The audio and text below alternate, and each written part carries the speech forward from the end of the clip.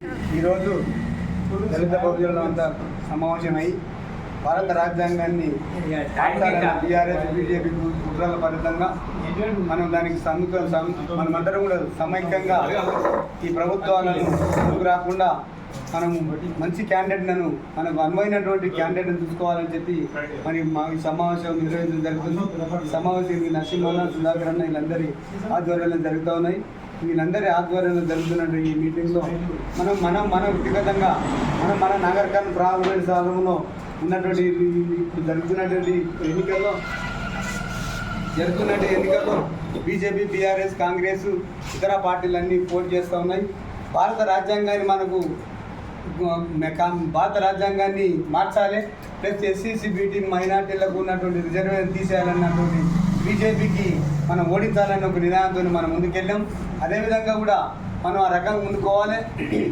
ఇప్పుడు ఇదే ఒకటి విద్యావేత్త మహామేధావి అయినటువంటి ప్రవీణ్ కుమార్ సార్ గారు ఐపీఎస్ అధికారి 7 సంవత్సరాలు తన జీవితాన్ని ఒకటి పదవి కాలం వదిలిపెట్టి బీద ప్రజలకు సేవ చేస్తానని చెప్పి బీఎస్పీ పార్టీలో చేరినటువంటి మహానుభావుడు.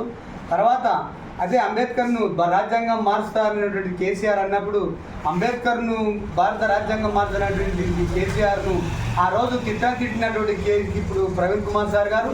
అదేవిధంగా ఆయనకు ఒత్తాసు పలికి ఆయన సరెండర్ అయినటువంటి మా ప్రవీణ్ సార్ గారికి 100% ఓటు ద్వారా మనం ఓడించాలని చెప్పి మనం అందరికీ ప్రజా సంఘాల వారికి ఎస్సీ మైనార్టీలందరికీ విజ్ఞప్తి చేస్తూ ఉన్నాం. ఆ సారు నేను అంబేద్కర్ లేకనే ఉంటున్నా అని గుండు కొట్టుకొని తిరిగినటువంటి మహానుభావుడు ఇప్పుడు ఎందుకు ఇట్లా అమ్మడబోయిండు అనేది ప్రతి ఒక్కరికి చర్చించుకోవాలి.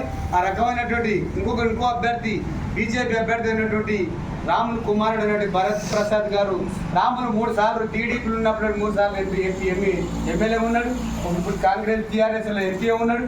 ఆయన ఉన్నటువంటి 5 సంవత్సరాలు ఉన్నటువంటి నాగరికల్లోనికి ఏ మాత్రం ఉన్నటువంటి పని చేయనటువంటి రాములు గారు ఆయన కొడుకుని మళ్ళీ బీజేపీకి వెళ్ళి మడతత్వమైనటువంటి పార్టీ బీజేపీకి పోయి ఆయనకు ఎంపీ టికెట్ కావాలంటాడు. 30 సంవత్సరాలు ఉన్నటువంటి భరత్ ప్రసాద్ పెళ్లి కూడా కాలేని యువకుడు ఏ రకంగా సేవ చేస్తాడు. పార్లమెంట్ ఎక్కడుందో తెలియదు, పార్లమెంట్ ఎన్ని సీట్లు ఉండవో తెలియదు, పార్లమెంట్ కూకొని సీట్లు చదువుకుంటానికి 5 సంవత్సరాలు అయిపోతాయి. అటువంటి వాడు ఏం రాజ్యం వెళ్తారు, మన నాగరికల్లోకి ఏం ఉద్ధరిస్తాడు అయినటువంటి ఒక్కటే మనం నాగరికల్ను తీసుకున్నటువంటి ఇప్పుడున్నటువంటి మేధావి 3 సంవత్సరాలు ఎంపీగా ఉన్నటువంటి మన్నురావు గారు పిలిస్తే పలుకుతాడు అన్నట్టు ఒక నినాదంతో ముందుకు పోతున్నాడు. పార్లమెంట్లో కానీ మన ఢిల్లీలో ఉన్నటువంటి అన్ని సంస్థలతో ముందుకుండి అందరితో పరిచయాలున్నాయి.